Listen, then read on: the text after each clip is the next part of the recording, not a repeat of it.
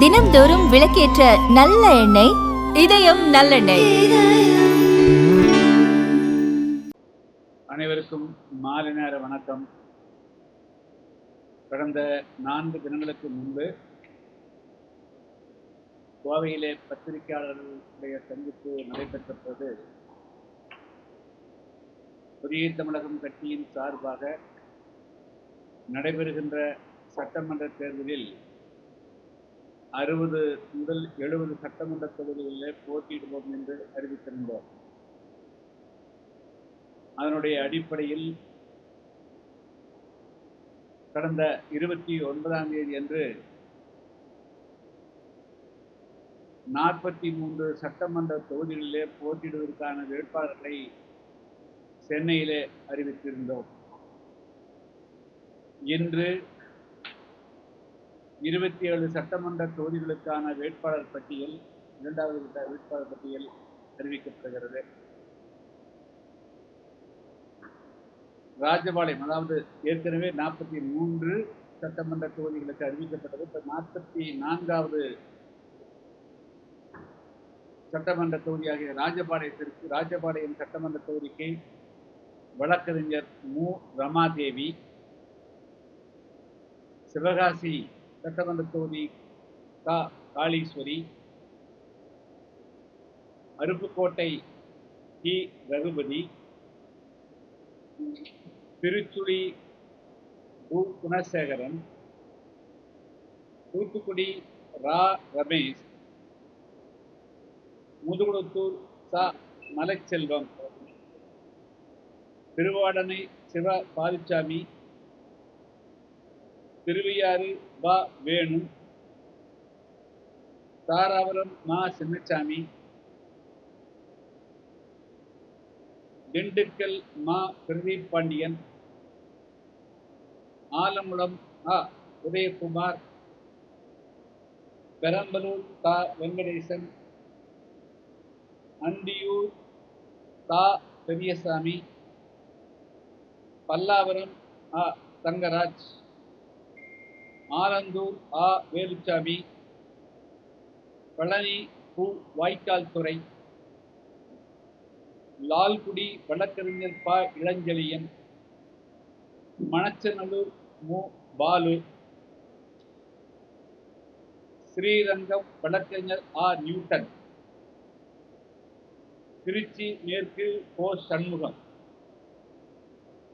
துறையூர் த. Rajamanickam, KV குப்பம் கு. கந்தன், மடத்துக்குளம் க.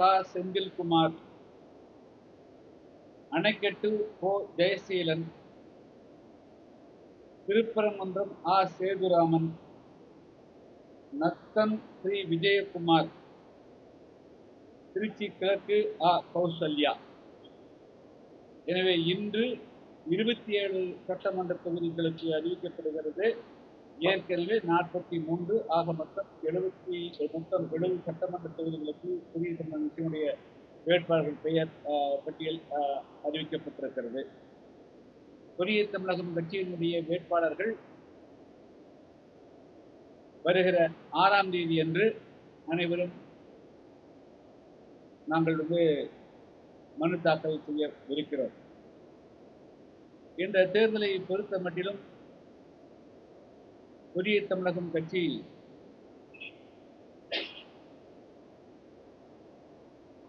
கணிசமான தொகுதிகளிலே வெற்றி வாய்ப்பை பெறுவதோடு புறக்கணிக்க முடியாத புதிய தமிழகம் என்ற முத்திரையையும் நிச்சயமாக பதிக்கும். அந்த அளவிற்கு என்னுடைய வேட்பாளர்கள் களம் இறங்கி பணியாற்ற நாங்கள் பேசியிருக்கிறோம். நான் இந்த நேரத்திலே தேர்தல் ஆணையத்தை வைக்கக்கூடிய வேண்டுகோள்,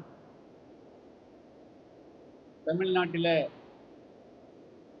நடைபெறக்கூடிய இந்த சட்டமன்ற தேர்தல் எவ்விதமான பாரபட்சமின்றி நடைபெற வேண்டும். அரசு இயந்திரங்கள் எந்த விதத்திலும் தவறாக பயன்படுத்தப்படக்கூடாது. இன்றைய தினம் கூட தேர்தல் ஆணையம்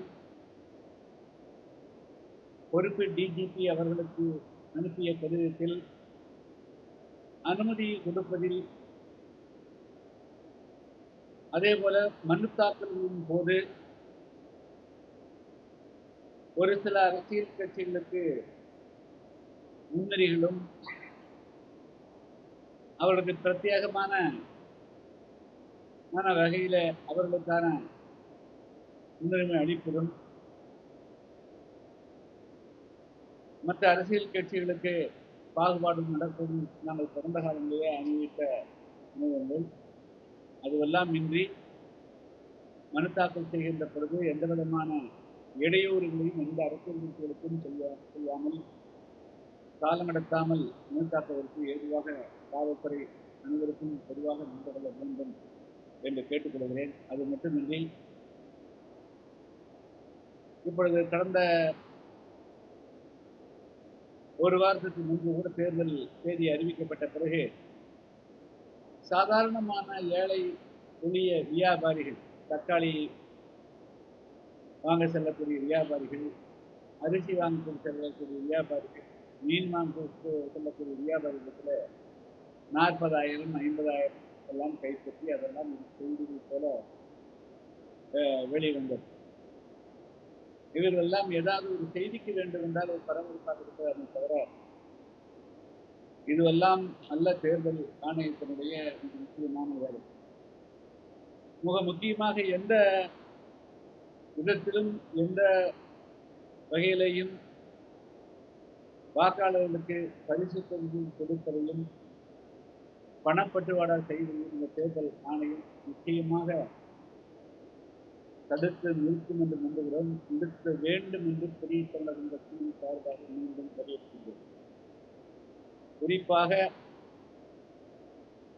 தேர்தல் தேதி ஏப்ரல் மாதம் 23ஆம் தேதி வாக்குப்பதிவு என்று சொன்னால் 21ஆம் தேதி மாலை 6 மணிக்கு பிரச்சாரம் நிறுத்தப்படும். அந்த 21ஆம் தேதி மாலை 6 மணிக்கு பிறகு எல்லா காவல்துறைகளிடமும் வாக்குச்சாவடியை நோக்கி சென்று வருகின்ற அந்த நேரத்தை பயன்படுத்தித்தான் பணப்பட்டுவாடா மிக அதிகமாக கடந்த காலங்களில் இருக்கிறது. எனவே தேர்தலை பொறுத்த மட்டும் நேர்மையாக நடந்தால், நியாயமாக நடந்தால் மட்டும்தான் ஜனநாயகத்தினுடைய உண்மையான அர்த்தங்கள் அனைவருக்கும் சென்றடையும்.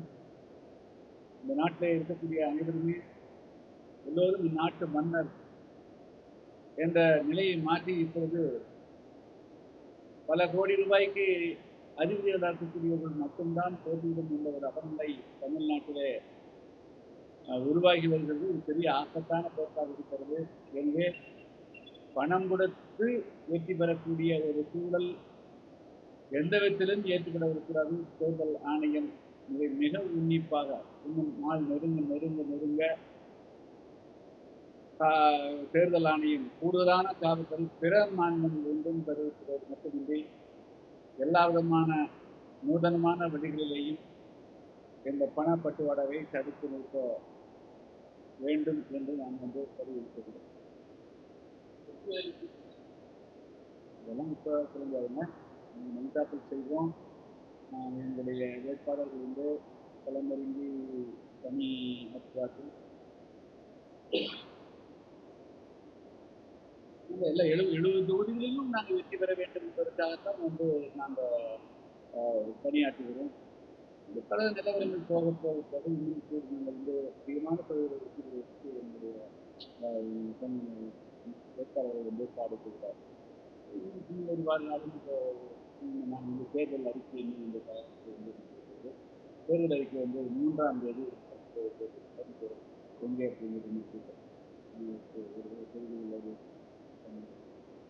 தேர்தல் அறிக்கையெல்லாம் வந்த பிறகுதான் மற்றவர்களுக்கு அது என்னங்கிறது இப்போ சொல்ல முடியாது. அது சொல்ல முடியாது. அது நாங்கள் பயன்படுத்தி கொண்டிருக்கோம்.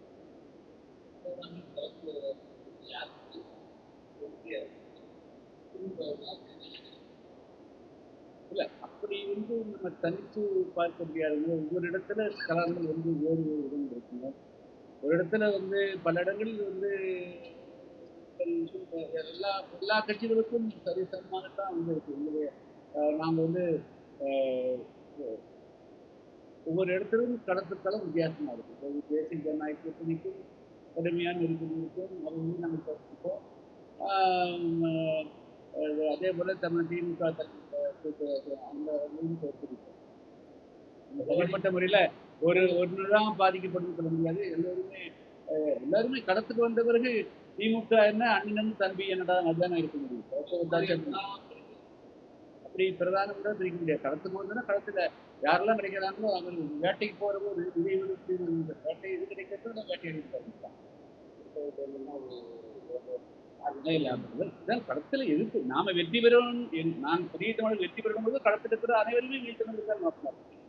இவங்களுக்கு தான் வெற்றி பெறணும். அவங்களுக்கு களத்தில் இருக்கக்கூடியவர்கள் யார் தென்பட்டாலும் அவர்கள் வீழ்த்த நாங்கள் வெற்றி பெறணும் தான் நாங்கள் இல்லை அதெல்லாம் அதை விட்டுலாங்க. அதெல்லாம் வேண்டாம். இதே தமிழகம் கட்சி நாங்கள் வந்து தனித்துவத்துடன் கலந்தாங்க. இந்த முறை நாங்கள் போட்டியிடக்கூடிய தொகுதிகளில் வந்து யாரையெல்லாம் வீழ்த்த முடியுமோ எல்லா நாங்கள் வெற்றி பெறுவது என்னுடைய விளக்கம்.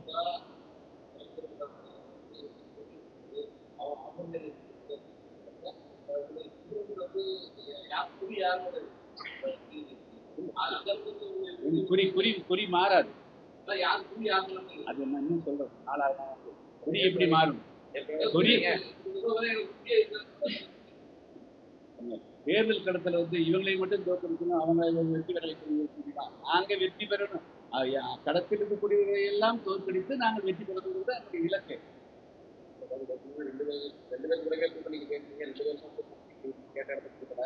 கூட்டணி பற்றி இல்ல அந்த ஒரு நேரத்துல டார்கெட் யார் மேல சொல்றது இல்ல. எங்க வந்து இப்ப கூட்டணி பற்றி எல்லாம் பேசுறீங்களா? தேர்தல் களத்தில் நாங்கள் வந்து எதிரிகளாக இருக்கக்கூடியது அனைவரையும் தோற்கடித்து நாங்கள் வெற்றி பெற வேண்டும். அது திமுக என்றோ அண்ணா திமுக என்றோ இன்னொரு கூட்டணி என்றோ இன்னொரு கட்சி என்றோ நாங்கள் பாரபட்சம் பார்க்க மாட்டோம். எல்லாத்தையும் வீழ்த்தணுங்கிறது தான் தேர்தல் களத்தை தான் வந்து அதாவது பகவத் வெளியில் முன்னாடி இருக்கக்கூடிய அண்ணன் என்றோ தம்பி என்றோ பங்காளி என்றோ பார்க்காதே, அன்பைனா அன்பை இருந்தாங்க தான். அதான் பகவத்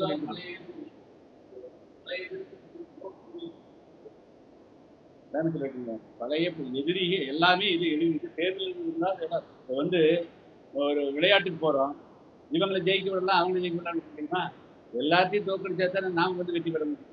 அதனால இந்த பழைய எதிரி புதிய இல்லை, பழைய எதிரி புதிய எல்லாமே ஒரே எதிரிகள் தான்.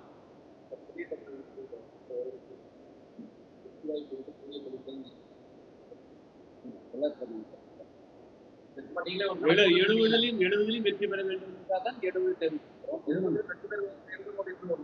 இருந்தாலும் இந்த தொகுதியில் நீங்கள் வெற்றி வாய்ப்பு அதிகமா இருக்கு.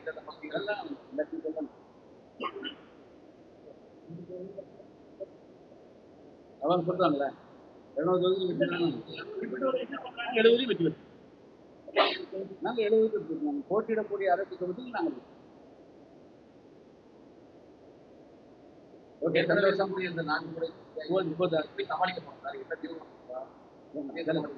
அதாவது இப்போ வெளிப்பாடு அறிவிக்கிறேன். இனி தேர்தல் அறிக்கை இருக்கிறது, மனு தாக்கல் ஆராய்ச்சி நடக்கிறது. அதுக்கு பிறகு களத்தை பாருங்க எப்படி புதிய தமிழக இந்த மாதிரி எப்படி களமாடுகிறது என்று பாருங்க. தமிழ்நாட்டில் வித்தியாசமான முறையில் இருக்கும். ஓகேங்களா? நீங்க எல்லாம் கேள்விப்படுவீங்கல்ல எப்படி புதிய தமிழ்நாட்டில் தேர்தல் அறிக்கை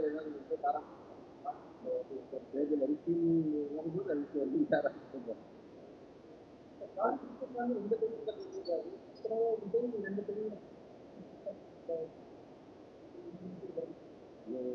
பல காரணங்கள் பல காரணங்கள் இருக்கு.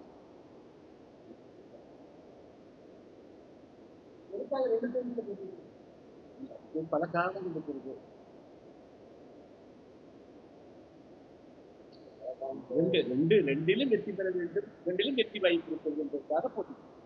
திருநெல்வேலியிலும் வெற்றி வாய்ப்பு பிரகாசமாக இருக்குது, சீனத்திலும் வெற்றி வாய்ப்பு பிரகாசமாக இருக்குது, 2 தொகுதியிலும் வெற்றி பெற அதுக்காக போட்டி கொடுத்தாங்க. அது அப்புறம் இல்ல இந்த 3 முடிச்சுட்டுங்க. இன்னும் பல தொகுதிகளில் போட்டியிடணும்னு சொல்லிட்டு எல்லாம் ஆர்வமாக்குறாங்க. 3வது பட்டியலும் வரும். நன்றி, வணக்கம். அது என்ன, 2ஆம் தேதி 3ஆம் தேதி போட்டுக்கிறாங்க. இல்லை, அது எழுபது நான் மட்டும் சொன்னேன். அது பூர்த்தி பண்ணிட்டேன். மீதி ஒரு 10 15 இருக்கலாம். அது ஒன்றும் இல்லை, 2ஆம் தேதி நாளைக்கு 2 ஓகே, நன்றிங்க. தேங்க்யூ.